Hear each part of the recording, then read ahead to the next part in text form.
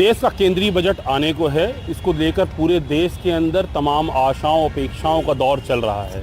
क्योंकि नई सरकार का, गठबंधन सरकार का, एनडीए सरकार का ये पहला केंद्रीय बजट है, इसलिए लोगों की तमाम अपेक्षाएं हैं कि जो उनकी जीवन में दिक्कतें आ रही हैं, चाहे वो टैक्सेशन को लेकर हो, चाहे अलग अलग स्लैब्स को लेकर हो, उनमें कहीं ना कहीं रियायतें मिलें। हमारे साथ सतना के युवा हैं जो लगातार कहीं ना कहीं किसी रूप में सरकार से अपेक्षाएं कर रहे हैं।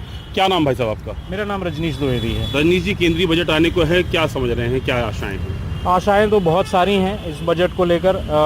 जैसे हम लोग एम्प्लॉयज़ के लिए सोचते हैं कि एटीसी में जो 1.5 लाख तक की रिबेट मिलता है एम्प्लॉयज़ को, चाहे वो स्कूल बच्चों की फ़ीस को लेकर या इंश्योरेंस पॉलिसीज़ पे, वो एटीसी पे मैं उम्मीद करता हूँ कि उसको 1.5 लाख बहुत कम है आज के समय में। इतना तो बच्चों की फ़ीस में ही चला जाता है या एक इंश्योरेंस पॉलिसी में, तो उस लिमिट को थोड़ा बढ़ाया जाए। कई बार सीनियर सिटीजन्स में भी हम देखते हैं कि 80D जो है वहाँ पे 50,000 तक की लिमिट है, और 50 साल के नीचे वाले जो हैं उनमें 25,000 की ही लिमिट है, तो उसको भी बढ़ा सकती है सरकार। 2024 में आज हम आके खड़े हैं। जब 2014 में यही सरकार बजट लेके आई थी, उस समय पे भारत का जो टैक्स कलेक्शन होता था वो करीब 3 लाख करोड़ के करीब इनकम टैक्स कलेक्ट करते थे। आज लगभग हम 20 लाख करोड़ के करीब इनकम टैक्स कलेक्ट कर रहे हैं। तो उम्मीदें तो बहुत हैं, क्योंकि हम देश के लोगों ने इस सरकार का बहुत साथ दिया है। टैक्स रेवेन्यू सरकार के पास बहुत ज़्यादा आया है। मैं मानता हूं कि काम सरकार की तरफ से हुए हैं, बट अभी भी वो पर्याप्त नहीं है, अपर्याप्त हैं।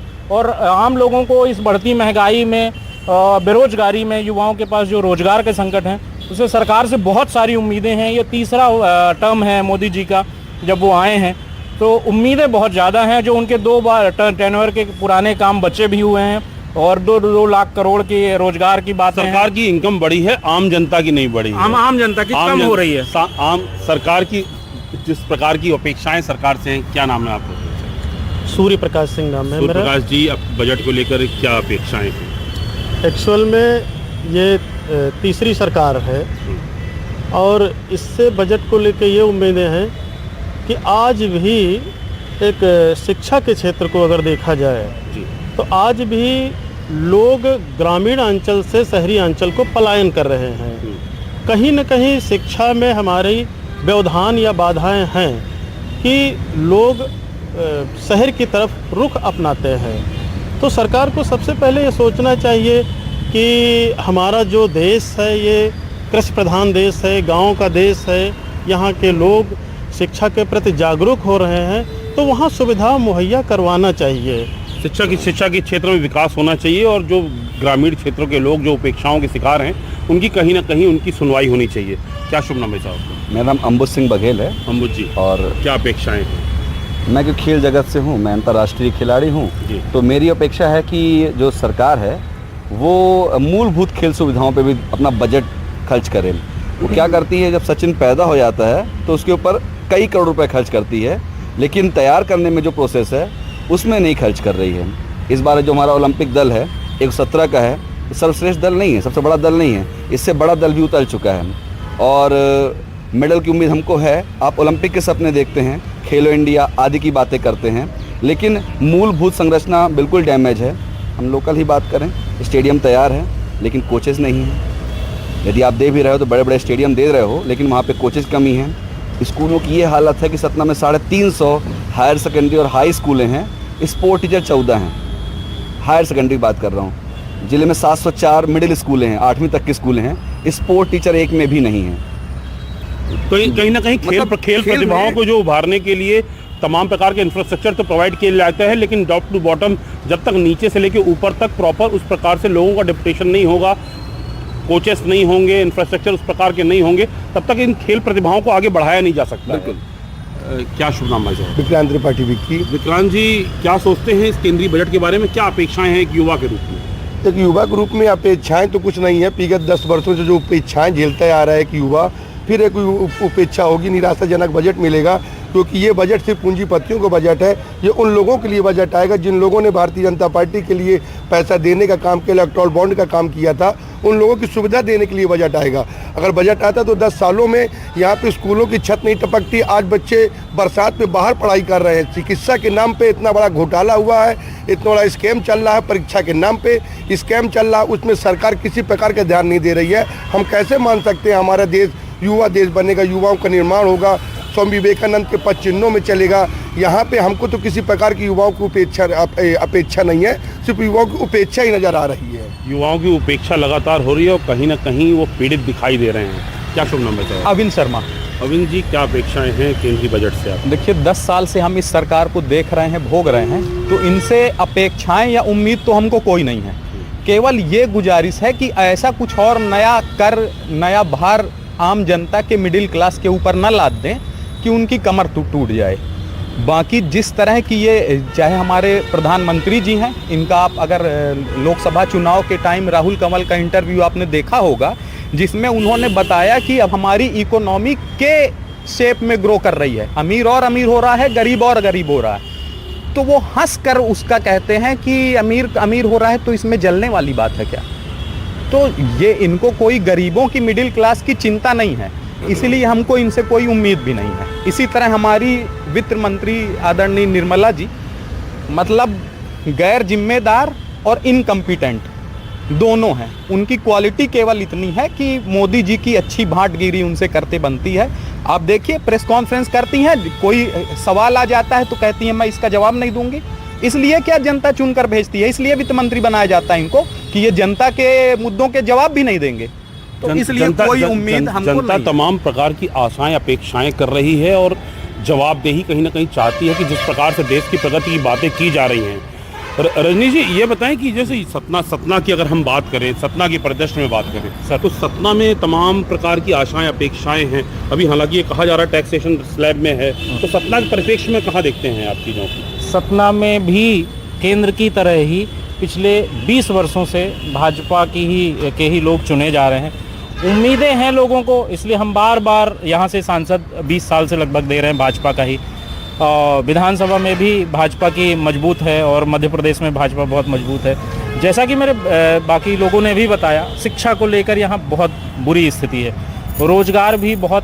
रोजगार की स्थिति भी अच्छी नहीं है। अभी एक डेटा आया मध्य प्रदेश सरकार का कि जो अपना पड़ोसी अभी नया जिला बना मैहर, वहाँ सिर्फ 9 बेरोजगार रजिस्टर्ड हैं, जबकि हकीकत ये है कि सतना हो चाहे मैहर हो, यहाँ लाखों लोग बेरोजगार, मोहल्ले में 9 बेरोजगार मिल जाएंगे। बिल्कुल मिल जाएंगे।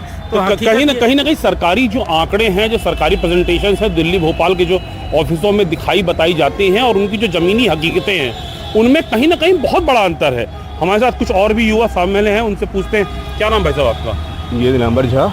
नंबर जी, केंद्रीय बजट आना है और उसको लेकर देश भर में तमाम अपेक्षाएं हैं, तो क्या क्या अपेक्षाएं हैं, आप क्या देखते हैं? मैं तो युवा हूं और युवाओं की ही बात करूंगा। मैं निर्मला सीतारमण जी से निवेदन करूंगा कि युवाओं की जॉब के पर्पस को लेकर के और उनकी शिक्षा को लेकर के बजट को ध्यान में रखते हुए आगे काम करें वो, बाकी जैसे उनकी मंशा।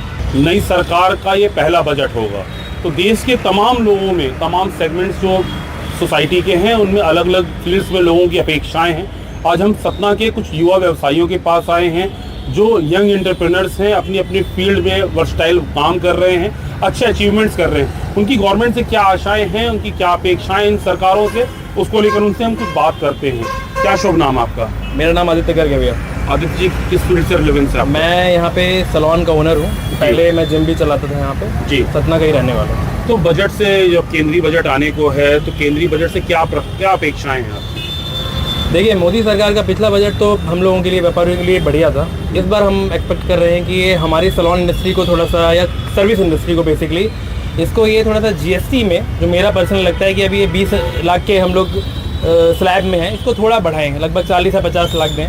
तो टैक्स इतना ज़्यादा है, महंगाई इतनी ज़्यादा है कि कहीं ना कहीं अब उतना जीएसटी रिटर्न के साथ आप प्रॉफिट नहीं समझ पा रहे हो। तो मैं ये सरकार से उम्मीद करता हूँ कि इस बजट में हमें ये चीज़ शायद देखने को मिलेगी। अभी तमाम फोरकास्ट जो आ रहे हैं उनमें कहा जा रहा है कि जो टैक्सेशन स्लैब्स भी हैं उनमें भी कुछ चेंजेस, बड़े चेंजेस एक्सपेक्ट कर रहे हैं। अब देखिए इस सरकार में चूंकि ये एनडीए की सरकार है, वो ये एक्सपेक्ट कर सकते हैं क्योंकि ये सेम चीज़ पिछली बार भी कही जा रही थी, बट ऐसा कुछ हुआ नहीं बड़ा चेंज। व्यापारियों के लिए इतना फेवरेबल रहा नहीं। इस बार आशाएं कर रहे हैं। आशाएं कर रहे हैं। क्या शुभ नाम आपका? विजय सिंह। विजय जी, क्या आशाएं हैं केंद्रीय बजट से? आम जनता को क्या अपेक्षा है, आम व्यवसायियों को? सर, महंगाई कमर तोड़ है। आम आदमी के बस का नहीं है परिवार चला पाना। 5 लोगों के परिवार में अगर एक आदमी कमाता तो बहुत मुश्किल से गुजारा हो पाता है। बस सरकार से अपेक्षा है कि महंगाई थोड़ा कम करे, जो भी उनसे संभव हो। और क्या बोलूँ उससे महंगाई के ऊपर फोकस है। हमारे साथ कई सारे बिजनेसेस के युवा एंटरप्रेन्योर जो है भरत मिश्रा हैं। भरत, आप क्या एक्सपेक्ट करते हैं, क्योंकि आप काफ़ी वर्सटाइल टायर इंडस्ट्री में हैं, ऑटोमोबाइल्स में हैं, पेट्रोल पंप है आपके, तो आप कैसे क्या एक्सपेक्ट करते हैं? सर, पेट्रोल पंप बिजनेस को लेके हमारी एक्सपेक्टेशन है कि एक तो पेट्रोल पंप डीजल और पेट्रोल को जीएसटी के दायरे में लाना चाहिए, जिससे कि महंगाई पे तो असर पड़ेगा ही, काफ़ी कम हो जाएगी, आम जनता को उससे राहत मिलेगी। और एक 1 नेशन 1 रेट की तरफ भी हमें जाना चाहिए। जो डिस्क्रिमिनेशन है किसी स्टेट में, जैसे मध्य प्रदेश में आप 5.5 रुपये आपका डीजल महंगा है compare to the neighbouring state Uttar Pradesh, और 13.5 रुपये पेट्रोल महंगा है, जिसकी वजह से यहाँ का काफ़ी सारा बिजनेस, हमारी यहाँ सीमेंट इंडस्ट्री है, करीब 12 से 15 सीमेंट इंडस्ट्री है, तो सारा बिजनेस वॉल्यूम जो है कमर्शियल ट्रकिंग का वो सब शिफ्ट हो जाता है उत्तर प्रदेश या ऐसे स्टेट्स की तरफ जहाँ जो कंपेटिटिव रेट्स कम है। 30-40 किलोमीटर दूर पे ही अपने पेट्रोल पंप हमारा बॉर्डरिंग स्टेट अपना डिस्ट्रिक्ट है, उसकी वजह से 3-4 बॉर्डर है, तो सारी जो सेल है वहाँ शिफ्ट हो जाती है। और एज अ ट्रांसपोर्ट इंडस्ट्री मुझे लगता है कि सर ये जो अपना रजिस्ट्रेशन वगैरह के चार्जेस हैं, लाइफ टाइम टैक्स की तरफ हम जा रहे हैं, उसमें एक विंडो देना चाहिए क्वार्टर टैक्स को लेके भी, क्योंकि कई सारे स्मॉल स्केल जो ऑपरेटर हैं they are not able to pay at one time, उनके लिए इतना रीच से बाहर हो रहा है। और एक जीएसटी को लेके बड़ी असमंजस की स्थिति बनी हुई है फॉरवर्ड और रिवर्स चार्ज को लेके। तो बड़े ऑपरेटर तो फ्लरिश कर रहे हैं क्योंकि उनके पास they are into capitalist nature, तो they can invest money in different plants and do the business. लेकिन स्मॉल ऑपरेटर के लिए कंसाइनमेंट नोट की जो अनिवार्यता है, इसको कहीं ना कहीं समाप्त करते हुए उनको भी एंट्री लेवल पे आने का जो है एक पैरेलल प्लेटफॉर्म देना चाहिए, ये बहुत ज़रूरी है। जीएसटी अभी भी बहुत कॉम्प्लिकेटेड बना हुआ, अभी भी समझ में नहीं समझ में आ रहा है, और उसकी वजह से जो खाई है वो बढ़ती जा रही है। जो लार्ज स्केल ऑपरेटर हैं वो ऑलरेडी ग्रो कर रहे हैं, और स्मॉल स्केल ऑपरेटर धीरे धीरे वैनिश हो रहे हैं मार्केट से, just because of the GST they are not able to do their business properly. इतने सारे अमेंडमेंट्स आ चुके हैं, इतने सारे संशोधन हुए अलग अलग कैटेगरी में, लेकिन उसके बावजूद अभी नहीं, उसको भी एड्रेस नहीं किया जा रहा। अभी हमारे यहाँ सीए फेडरेशन का राष्ट्रीय अधिवेशन हुआ था, सीएल मुकाती जी प्रेसिडेंट आए थे, उनको हमने एक रिप्रेजेंटेशन भी दिया और हमने उनसे डिमांड की कि कहीं ना कहीं आपको कंसाइनमेंट नोट की जो अनिवार्यता है तो उसको खत्म करें, और जो आपका सब कॉन्ट्रैक्टरशिप की तरह है जीएसटी जो है नीचे के लोगों को भी अलाउ करें, otherwise without taking input of the GST they are bound to die, they will not. मतलब जीएसटी जो है जब से लागू हुआ तब से ये कहा जा रहा था कि एक देश एक टैक्स होगा, तो कहीं ना कहीं एक जो बिजनेसमैन के लिए ईज ऑफ वर्किंग होगी, लेकिन वही जीएसटी जो है अब एक भस्मासुर की तरह बनता जा रहा है कि लोग अब जीएसटी से ही एक बड़ा कॉम्प्लिकेटेड प्रोसीजर सा हो चुका है। कुछ और भी व्यवसायी हैं, क्या शुभ नाम आपका? सर, मेरा नाम अमन गुप्ता, मैं एक होलसेल कॉस्मेटिक व्यापारी हूँ जी। मेरा कंसर्न इससे जैसे भैया ने बताया पेट्रोल डीजल के रेट को लेकर है। एज अ होलसेल व्यापारी मेरा भारत की चारों दिशाओं से सामान आता है। महंगाई तो जो गुड्स की बढ़ रही है, मुझे मेरे व्यापार में ट्रांसपोर्टेशन बहुत ज़्यादा मैटर करता है। अगर पेट्रोल और डीजल जीएसटी के दायरे में आएगा तो रेट में रिडक्शन मिलेगा, और जैसे पेट्रोल डीजल महंगे होते ट्रांसपोर्टेशन महंगी होती है। ट्रांसपोर्टेशन महंगी होती, गुड्स की कॉस्ट में बहुत फ़र्क आता है। जैसे आप अगर देखेंगे तो पिछले 2 से 3 सालों में ट्रांसपोर्टेशन में बहुत फ़र्क आया है। 20 से 30% ट्रांसपोर्टेशन हर सामान के महंगे हुए, और हमारे व्यापार में ये महंगाई हावी होते जा रही है। तो मैं गवर्नमेंट से यही रिक्वेस्ट करूँगा कि जीएसटी भी पेट्रोल के दायरे में, मतलब पेट्रोल और डीजल भी जीएसटी के दायरे में आए, उसमें रेट में रिडक्शन मिले। पेट्रोल और डीजल से ही सारी इकोनॉमी बेस होती है, चाहे कोई भी व्यापार कोई भी हो। ट्रांसपोर्टेशन एक सोल है व्यापार का होता है। अगर पेट्रोल और डीजल सस्ते होंगे तो हर चीज़ सस्ती होगी, ट्रांसपोर्टेशन सस्ता होगा, हर एक व्यापारी को आराम मिलेगा। कहीं ना कहीं पेट्रोल और डीजल का जो इम्पैक्ट है बाय एंड लार्ज, वो जितने भी कमोडिटीज़ हैं, तो कहीं ना कहीं जब तक उसके कोर कॉस्ट जो होता है उसमें ट्रांसपोर्टेशन मिलाने के बाद ही उसकी नेट कॉस्टिंग आती है, तो उसका एक बड़ा इम्पैक्ट पड़ता है। हमारे साथ सर्जिकल के प्रतीक अग्रवाल जी हैं। प्रतीक जी, क्या इम्पैक्ट है और क्या आशाएं हैं सरकारों से? देखिए, फर्स्ट तो मैं 2 इनके पॉइंट से एग्री करता हूँ। एक तो जो 1 नेशन 1 रेट की थ्योरी है वो पहले भी इम्प्लीमेंट हो चुकी है, जहाँ पर चीज़ें पॉसिबल नहीं थी वहाँ पे सब्सिडी पहुँचाई गई थी। मिनरल्स में देखेंगे जो झारखंड में एक्सेसिव अमाउंट में था। सेकेंड, उन कॉस्ट की जो बात की, ये बात सच है कि पेट्रोल के रेट की वजह से जो ट्रांसपोर्टेशन का खर्चा है वो बढ़ गया है और व्यापारियों को मुसीबत हो रही है। जीएसटी में भी मैं इनके साथ हूँ। अब जहाँ तक फार्मा और सर्जिकल इंडस्ट्री की है, देखिए इसमें 2 चीज़ें बहुत इंपॉर्टेंट हो गई कि आपने देखा कि कोरोना का एकदम से बूम आया, बहुत सारी बेरोजगारी हुई, तो बहुत सारे एक वर्क का जो है ध्यान वो कम फार्मा ट्रेड और सर्जिकल की तरफ से आ गया। I am sorry. तो उसमें प्रॉब्लम क्या होती है कि एक अननेचुरल सा या अनएथिकल सा उसमें कंपटीशन बढ़ गया, जिसकी वजह से हमारे कॉस्ट बढ़ गए, हमारे रेट्स बढ़ गए, हमारे किराए बढ़ गए, जिसको रेंट्स बोलते हैं, हमारी लेबर का रेट बढ़ गया। और लोगों ने कोशिश की, या तो सरकार ये भी जो युवा हैं जिन्होंने एक सर्जिकल में काम किया है नए सिरे से, उनके लिए एक पैकेज बनाए कि इनके एक्सपीरियंस को इंक्लूड करके इनको गवर्नमेंट जॉब्स दी जाए, या गवर्नमेंट जॉब्स इंक्लूड करें कि ये अनएथिकल कंपटीशन बेरोजगारी की तरफ बढ़ेगा। तो मेरा कंसर्न है we are the fastest growing population in the world, तो हमारा कंसर्न ये है कि इनके युवाओं के एक्सपीरियंस को अलग अलग फील्ड में इंप्रूव करें, तो मार्केट से अनएथिकल कंपटीशन हटे, वरना खर्चे निकालने को उस दिन में मुश्किल हो जाएगी। ये मेरा concern ji.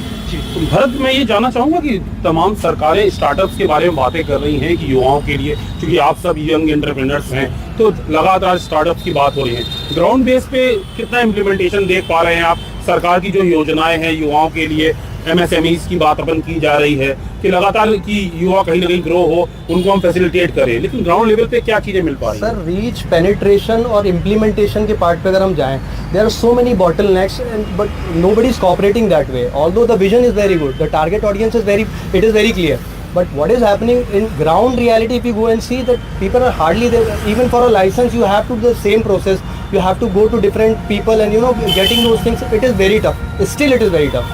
That one window should be given where a startup or a person can, concerned person, wherever you want to, whichever field you want to get into, आपको वहाँ से सारी चीज़ें एक विंडो से हो जाएं। क्योंकि नए इंसान के लिए नया बिजनेस डालना अपने आप में एक चैलेंज होता है, आइडिएशन प्रोसेस में आता है और उसको फिर उसकी रिसोर्सेज वगैरह इकट्ठी करता है, पर उसके जब वो गवर्नमेंट के जब उसमें इंटरफेस में वो आता है, और when he confronts that scenario, it's a major setback for him, he goes in a different direction, और वो सारी चीज़ें उसको जो है हो नहीं पाती। तो कहीं ना कहीं ये जो युवा हैं, ये समृद्ध भारत की, सशक्त भारत की ये बुनियाद है। ये आज नहीं तो कल इस देश के बड़े उद्योगपतियों में कन्वर्ट होगी, लेकिन उसके लिए जरूरी है कि सरकारें जो योजनाओं को दिल्ली भोपाल में बैठ के बनाती हैं, उनकी जमीनी हकीकत को भी जानने की आवश्यकता है।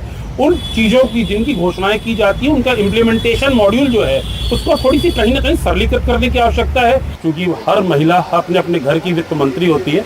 तो इन महिलाओं के साथ हम सतना में बात करने के लिए आए हैं, उनसे जानते हैं कि आखिर केंद्रीय बजट से उनकी क्या आशाएं हैं, क्या अपेक्षाएं हैं। मैम, क्या नाम है आपका? मैं सीमा अग्रवाल जी, यहाँ सतना से। और सबसे बड़ी बात आपने कहा कि केंद्रीय बजट जो आने वाला है उसमें हम लोगों का क्या रहता है। सबसे पहले हम लोग अपने किचन को, घर को, साथ में अपने शहर को भी देखते हैं। उसके लिए हम लोग चाहते हैं कि सबसे पहले जो घरेलू चीज़ें हैं, सुना है कि गैस तो सस्ती हो गई, चलिए ठीक है वो तो मानते हैं, पर दूसरी चीज़ें महंगी होती जा रही हैं। अब जैसे हमें ट्रैवल करना है तो ट्रैवल में देखिए आप टिकट भी महंगे हो रहे हैं, साथ में पेट्रोल महंगा हो रहा है। पेट्रोल भी सुना है सस्ता हो रहा है, वो तो बहुत मेहरबानी रहती है, बट हम लोगों के लिए बहुत महंगा पड़ता है वो। और एजुकेशन बच्चों की, बच्चे भी हमारे उसमें आते हैं भाई कि बच्चों को हमें पढ़ाना है, तो उसमें क्या होता है ना, एजुकेशन में बहुत ज़्यादा है। जैसे मेरे तीनों बच्चे मेडिकल में हैं, तो हमें पता है, एक आप जानते हैं सामान्य जाति के जो बच्चे जाते हैं मेडिकल में, उनको कितना खर्चा रहता है, लोड बहुत पड़ता है। तो बजट के किन सेगमेंट्स में आप ऐसा चाहते हैं कि किस चीज़ में रिलैक्सेशन की आप एक्सपेक्ट करते हैं? बजट में चाहते हैं कि आप उनकी जो किताबें हैं वो सस्ती करें, उनकी फीस माफ़ करें, जो आप लोग डिपॉजिट कराते हैं उनसे कि इतना बॉन्ड भरो, आप इतना बॉन्ड भरो।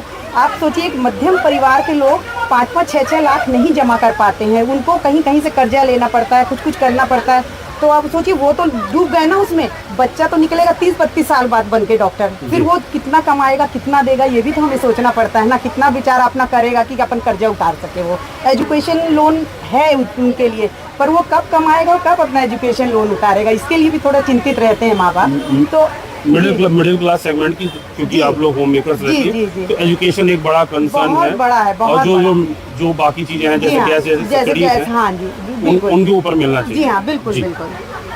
क्या शुभ नाम आपका? जी, सिमरन होचंदानी। सिमरन जी, आप भी एक हाउस वाइफ हैं, तो सिमरन जी क्या एक्सपेक्ट करती हैं सरकार से? किन सेगमेंट से घर चलाने में आपको क्या चीज़ें ऐसी लगती है सहूलियत मिलनी चाहिए? सहूलियत तो मुझे लगता है कि हर सेक्टर में मिलनी चाहिए। जब व्यवसाय में, उद्योग में सब कामगार होगा तभी ही घर व्यवस्थित रूप से चल पाएगा। अगर हमारे हस्बैंड जो अपने बिजनेस में करते हैं उसमें अगर कुछ संशोधन आ जाएगा तो जीएसटी में, इन सब में, तो हम लोग को रिलैक्स होगा, वहाँ से हमको ज़्यादा अमाउंट मिलेगा, प्रॉफिट ज़्यादा अर्न होगा, तो घर सुचारू रूप से चलेगा। हस्बैंड्स को टैक्सेशन में रिलीफ मिलेगी, उनको रिबेट मिलेगी, तो कहीं ना कहीं जो घर का बजट है उसमें इन्हांसमेंट होगा। कुछ और लोग हैं। मैम, क्या नाम आपका? मौसमी बैनर्जी। जी मौसमी, मेरा भी यही कहना है कि जो रसोई का है उसमें कोई चीज़ में थोड़ा कम हो, तो हम लोग भी कुछ शुरू में तो ठीक रहता है, फिर लास्ट में लगता है कि अब क्या करें क्या नहीं करें, बजट साथ नहीं देता है जी। तो थोड़ा सा कोई चीज़ में कमी हो, गैस वगैरह भी है, अब सुनने में आता है वो, जैसे अभी आजकल देखिए सब्जियां इतनी महंगी हो गई हैं, तो अब बाजार जाओ सब्जी तो खानी पड़ेगी तो लेनी पड़ेगी, तो ये सब चीज़ थोड़ा सोचना चाहिए लोगों बजटिंग पे इम्पैक्ट आ रहा है। हाँ, बहुत ज्यादा आ रहा है तो सोचना चाहिए, बजट बिगड़ जाता है, मंथली बजट बिगड़ जाता है, तो इसलिए थोड़ा सोचना चाहिए सरकार को सोचना चाहिए। माने वो जो है पहले शपथ लेने के पहले तो बहुत कुछ बोलते हैं और शपथ लेने के बाद फिर वो जस के तस हो जाते हैं, तो अगर ये ध्यान दे तो ज़्यादा अच्छा रहेगा। देश की वित्त मंत्री भी एक महिला हैं और एक महिला से चूंकि महिलाओं की आशाएं पूछ रहे हैं, क्या क्या आशाएं हैं आप लोगों की?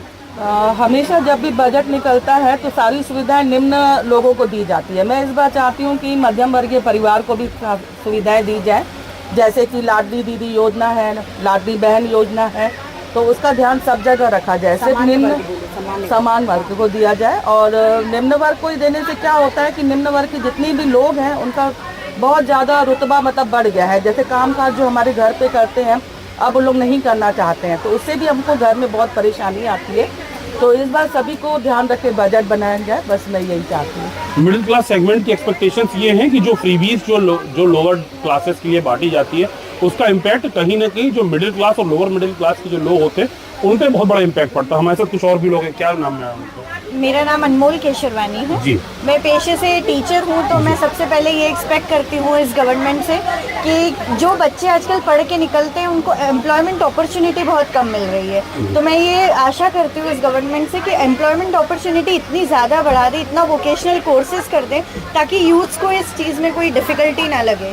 और अपने आप जब ये एम्प्लॉयमेंट अपॉर्चुनिटी बढ़ती है तो कॉन्फिडेंस यूथ में अपने आप आता है और उससे लिविंग स्टैंडर्ड अपने आप इम्प्रूव होता है। तो ये चीज़ हम चाहते हैं कि बाय डिफ़ॉल्ट ये हो तभी, और तभी जब एम्प्लॉयमेंट जनरेशन बहुत हो। तो मेरा बेसिक उसका मेन कहने का ही मकसद है हेल्थ, एजुकेशन और एम्प्लॉयमेंट में ज़्यादा फोकस किया जाए। किसी भी घर के इंफ्रास्ट्रक्चर में सबसे बड़ा जो रोल होता है वो कहीं ना कहीं हेल्थ और एजुकेशन जो होता है, तो ये बहुत बड़ा इम्पैक्ट डालता है हर फैमिली में। हमारे साथ कुछ और लोग हैं। मैम, क्या नाम आपका? जी, मेरा नाम पूजा अग्रवाल गुप्ता है जी।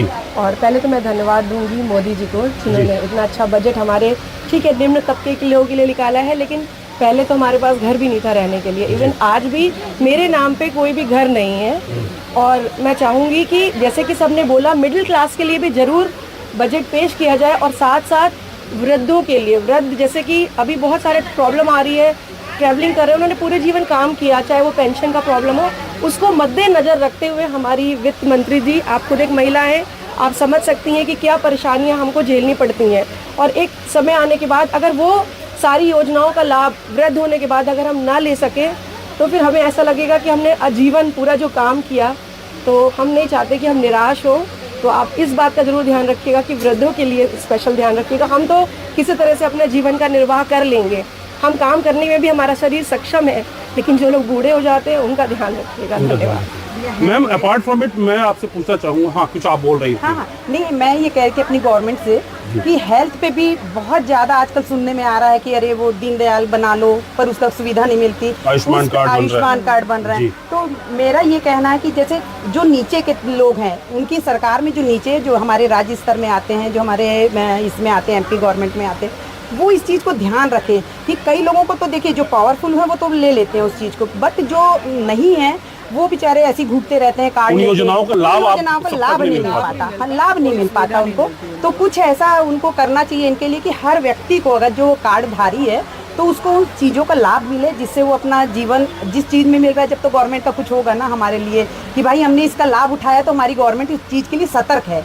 ये और ऊपर वालों को तो लगता है देखिए कि हो रहा है, क्योंकि उनको तो जानकारी में ही नहीं जाती वो चीज़ें कि नीचे क्या गड़बड़ी हो रही है, कहाँ से क्या गड़बड़ी, हाँ कहाँ से क्या गड़बड़ी, तो इसमें एक निगरानी रखें वो थोड़ा सा।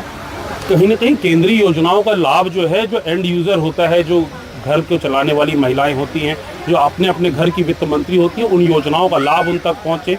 और एक महिला वित्त मंत्री से देश की महिलाओं की तमाम आशाएं हैं कि उनके घर के बजट को इम्प्रूव करने में कहीं ना कहीं जिस प्रकार से लगातार महंगाई बढ़ रही है, उस महंगाई की मार से बचने के लिए कहीं ना कहीं सरकार से रियायतों की आशा है। सतना से ज्ञान शुक्ला, NDTV के लिए।